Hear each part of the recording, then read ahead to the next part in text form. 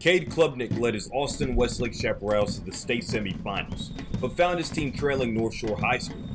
The winner would advance to the state championship game for a chance to cement their names in Texas high school football history. That's just kind of my mentality. I wake up on Friday morning knowing it's game day. It's time to go have fun. I've really never dealt with stress, and especially with the game of football. Really in the game of football, I love it.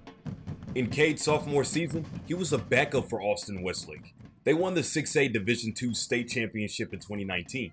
Prior to that, the school's only other state title came in 1996, led by a young quarterback by the name of Drew Brees. What did you set out to do after your first championship, Cade? Do something Westlake had never done before, and that was a back-to-back state championship. I've learned a lot just in my high school journey of being a backup. There's not a lot of top kind of quarterbacks around the country that backed up for a year, and just to be able to do that, I'm really thankful for because I get to learn a lot and learn how to every day matters. Every rep and every single play matters in practice. Practice is everything. You prove how good you are in practice, not in games. Klubnik was right. Practice is everything.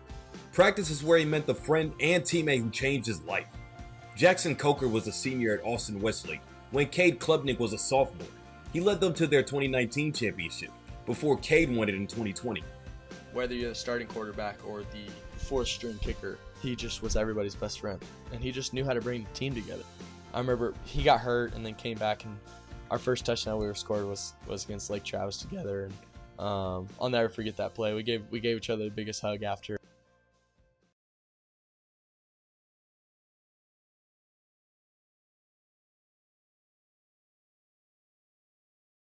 I'm going to step on the field on Friday, and he's not going to be there, and it's going to be sad. But I know as soon as I step on the field, I'm going to be thinking about him. No state creates more NFL players than Texas. A list that includes Patrick Mahomes, Kyler Murray, Baker Mayfield, and of course, Drew Brees. What did you learn from Drew Brees when you spoke to him? There's not a lot of just mean quarterbacks out there.